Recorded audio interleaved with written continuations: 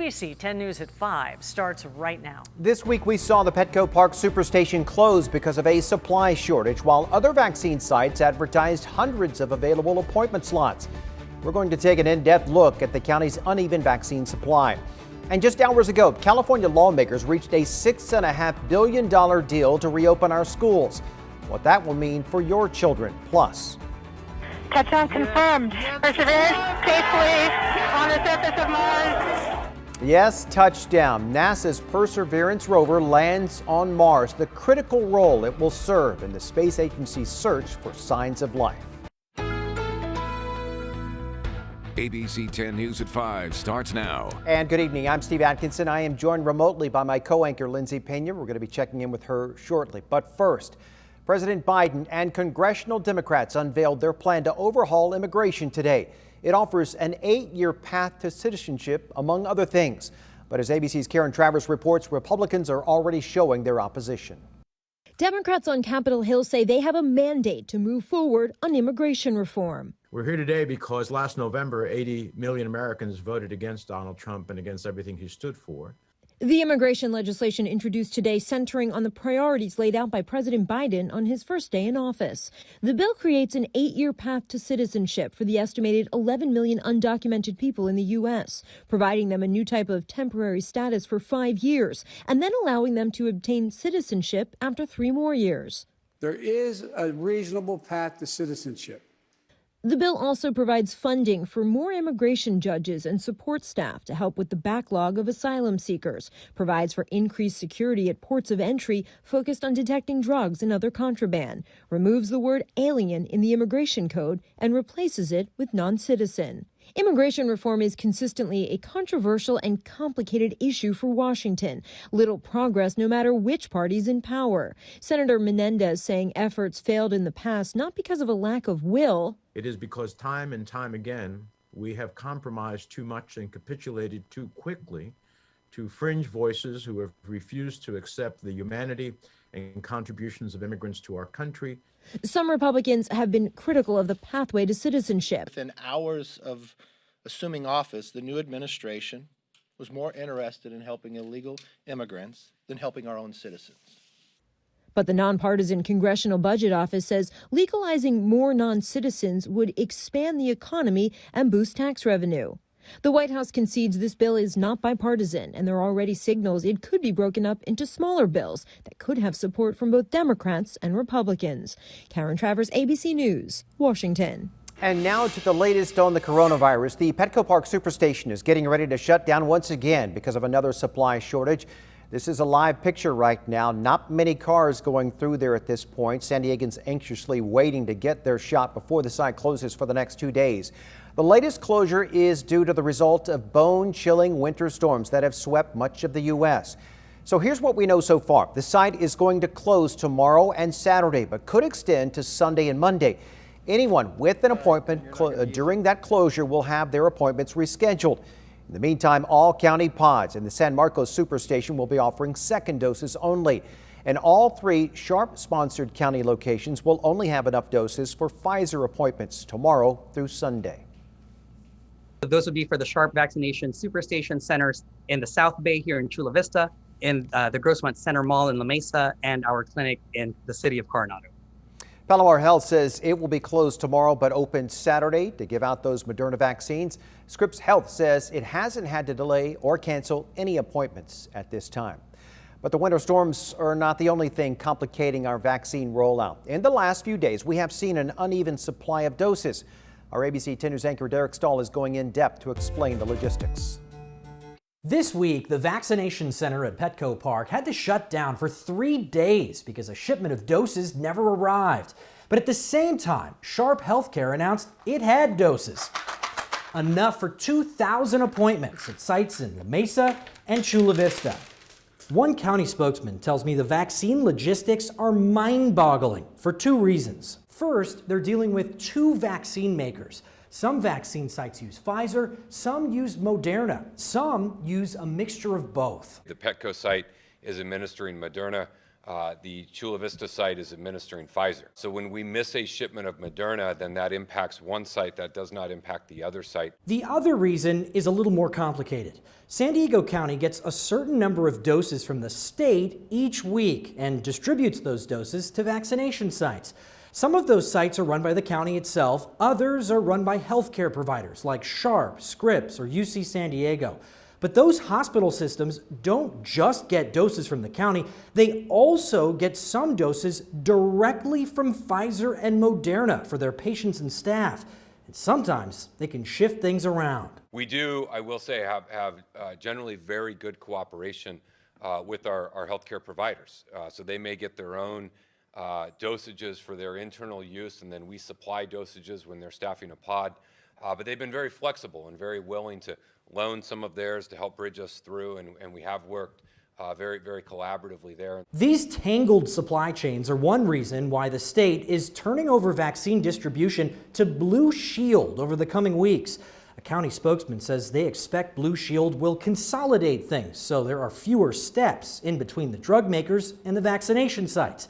But they don't have many details. We don't know exactly what will happen. I think they understand our situation, and I think that they're certainly not going to try and disrupt a system that by and large is generally working. So, we'll just have to wait and see. The Blue Shield takeover will happen in stages. The company will start calling the shots for San Diego March 7th.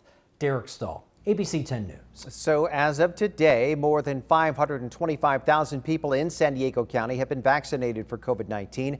Nearly 160,000 have been fully vaccinated, meaning 5.5% of the local population has received both shots. Parents may have just gotten some help hours after rallying this morning in Point Loma to push the San Diego School District to speed up reopening.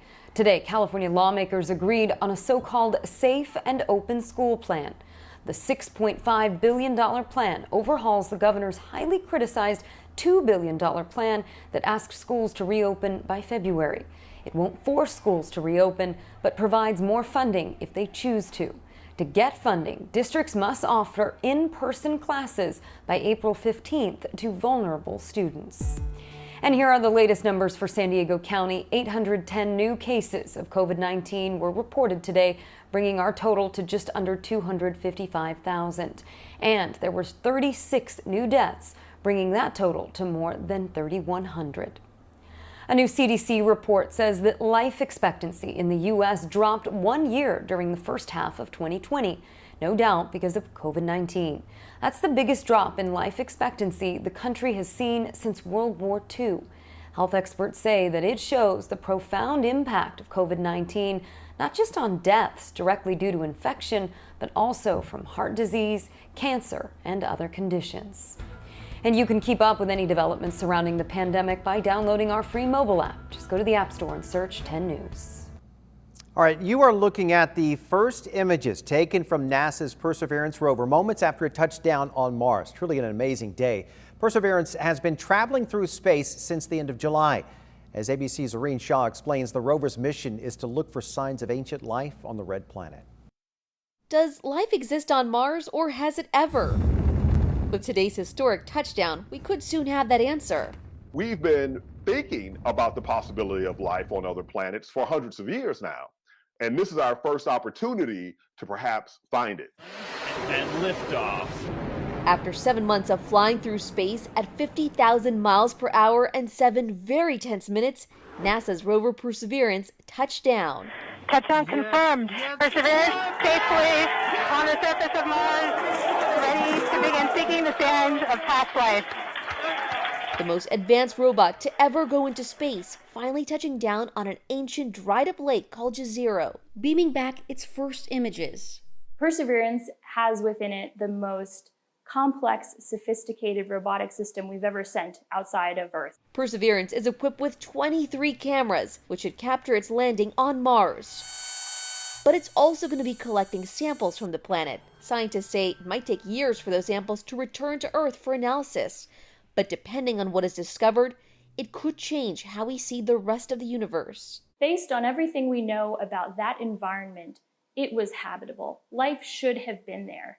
So I think we are very optimistic. I'm very optimistic that we will find signs of ancient life there if they ever existed on Mars. In addition to searching for microbial life, Perseverance will also fly a 4-pound helicopter called Ingenuity to take aerial photos of Mars and use a special machine called a MOXIE to turn carbon monoxide into oxygen. Our ABC News Live team will be live at 10 p.m. Eastern to show you the first images from the planet. Zoreen Shah, ABC News, Los Angeles. All right, and as you just heard, Perseverance will have that experiment on board called MOXIE. It will study the Martian atmosphere and see what can be done to make it more habitable for humans. Also tucked away on Perseverance is Ingenuity. That's what you're looking at there. San Diego-based Qualcomm supplied the processor used to power that 4-pound drone. It will help scientists test flight on another planet for the first time ever. This is really the first helicopter that we've sent to Mars. It's the first time we've tried to fly a vehicle in the Martian atmosphere, and it's a very exciting demonstration. The drones could also help future astronauts explore the red planet by viewing the terrain from above or carrying scientific instruments. Let's turn now to the unprecedented power crisis in Texas caused by that rare severe winter storm. The streets in Houston, the 4th largest city in the U.S., and so-called energy capital of the world, they are completely dark. At its peak, about 4 million people were without any power or heat. The outages lasted several days for some. That number is now at around 500,000 as the state works to restore power. Busted and frozen water pipes have also forced about 13 million Texans under a water boil advisory. How can we boil water? We don't even have power. Yep, not happy. Meanwhile, Texas Senator Ted Cruz caused an uproar on social media after he was seen at an airport on his way to Cancun with his family. Cruz said that he booked that trip at his daughter's request, but had planned to return a day later today. There is a lot of buzz over the Padres' reported $340 million contract extension for Fernando Tatis Jr. As ABC 10 News reporter Steve Smith tells us, the Friars feel their shortstop will be worth every penny. It's not totally official as of yet, but Fernando Tatis Jr. is about to be a $300 million man, $340 million over 14 years to be exact. It's the 3rd largest contract in baseball history, and although Tatis is still only 22 years old, manager Jace Tingler says it's well-deserved. I think the easiest thing to see, with him is his talent. And that's on all aspects, the way he runs, the way he moves, the way he plays the game with just such a fun spirit. Tatis Jr. has yet to play a full season since arriving to the big leagues in 2019, but Tingler says Tatis has the ability to be one of those transcendent players, kind of like a Michael Jordan or Wayne Gretzky. That's a yes. That's a definite. Like I said, I think the talent's undeniable. Tatis's play on the field, his exuberance, his charisma and personality, it's gained him national attention, which has led to Gatorade and video games seeking his services. I think he's the right guy to market the sport. I think he's the right guy for just the industry of baseball. Now, in years past, Padres ownership was often criticized for not spending big money. But then along came free agent Eric Hosmer, a nice contract extension for Will Myers, $300 million for Manny Machado, and a new message of spending what it takes to win. Certainly with ownership and the front office being able to make the moves, we've got a lot of belief in the group that we have in that clubhouse, in the team that we're going to put on the field. I'm Steve Smith, ABC 10 News. The Tatis deal is part of an off-season in which the Padres were considered the most aggressive team in baseball.